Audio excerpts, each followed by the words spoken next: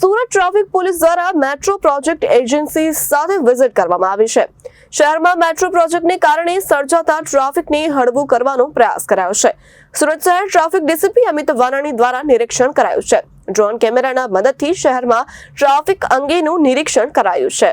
Traffic police દ્વારા metro project agency સાથે visit કરવામાં આવી છે। શહેરમાં મેટ્રો પ્રોજેક્ટને કારણે સર્જાતા ટ્રાફિકને હળવું કરવા માટેનો પ્રયાસ કરાયો છે।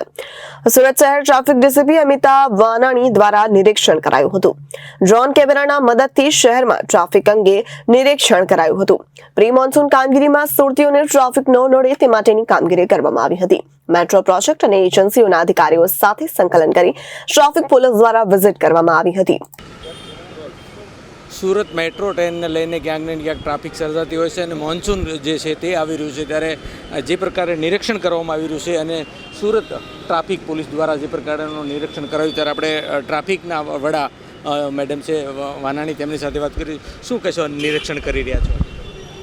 હાલમાં સુરત શહેર ટ્રાફિક શાખા દ્વારા માનનીય સીપી સાહેબના આદેશ અનુસાર ડ્રોનનો ઉપયોગ કરીને જે જગ્યાએ બોટલનેક બને છે અથવા તો જ્યાં ટ્રાફિક કન્જેશનની અવારનવાર ફરિયાદો આવે છે એવી જગ્યાએ અમે ડ્રોનનો ઉપયોગ કરી અને જે જગ્યાએ એન્જિનિયરિંગની દ્રષ્ટિએ સુધારા વધારા કરવાની જરૂરિયાત હોય, જ્યાં વાહનોની મૂવમેન્ટ અટકીને ચાલે છે એવા બોટલનેકની ઓળખ કરવામાં આવે છે અને ડ્રોનનો ઉપયોગ કરીને સમગ્ર શહેરમાં જેટલી પણ ટ્રાફિક કન્જેશનની અવારનવાર ફરિયાદો આવે છે એવી જગ્યાઓએ મેટ્રોની ટીમ સાથે વિઝિટ કરી અને જે જગ્યાએ બેરિકેડિંગ હટાવવાની જરૂરિયાત છે, જે જગ્યાએ બેરિકેડિંગ અંદર કરવાની જરૂરિયાત છે કે જેને લીધે ક્યાંક ને ક્યાંક ટ્રાફિક નિયમન સ્મૂધ બની શકે છે તેવું ડ્રોનની મદદથી આઈડેન્ટિફાઈ કરી અને મેટ્રોની ટીમ સાથે હાલમાં વિઝિટ કરી અને આવનારા મોન્સૂનના પ્લાનિંગના ભાગરૂપે અને અલગ અલગ ઉત્સવો જે સુરતીઓ આનંદથી ઉલ્લાસથી ઉજવે છે એવા ઉત્સવો એ લોકો આનંદ ઉલ્લાસથી ઉજવી શકે અને ટ્રાફિક કન્જેશન ન થાય તે માટેના પ્રયત્નો હાથ ધરવામાં આવી રહ્યા છે।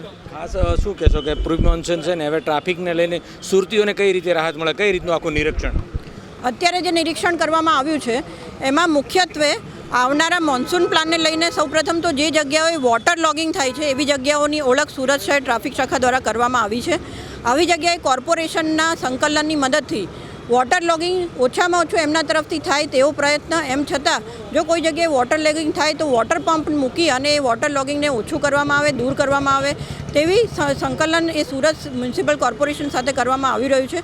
સેકન્ડ પોઈન્ટ છે કે સમગ્ર શહેરમાં અત્યારે મેટ્રોનું જે કામકાજ ચાલી રહ્યું છે અને બેરિકેડિંગ જે મેટ્રોના રોડ ઉપર છે એને હટાવવાની કામગીરી અથવા તો એને અંદરની સાઈડ મૂવમેન્ટ કરાવી અને વધારે ટ્રાન્સપોર્ટેશન કેરેજ વે મળે તેવા પ્રયત્નો હાલ હાથમાં ધરવામાં આવી રહ્યા છે।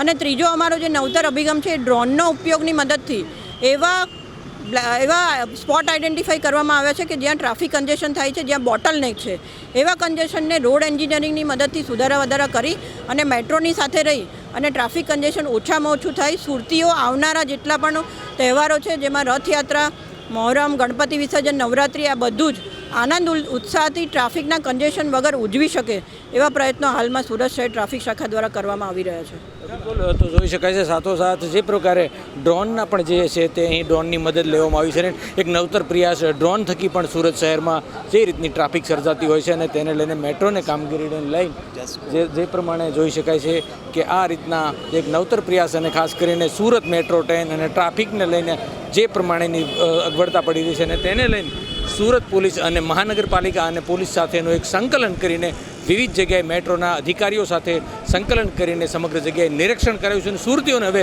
ઓછામાં ઓછો જે ટ્રાફિકનો સામનો કરવો પડે તે પ્રકારના તમામ પ્રયાસો હાથ ધરવામાં આવ્યો। સહયોગી પરેશ કાલા સાથે અરવિંદ રાઠોડ, જનાદેશ ન્યૂઝ, સુરત।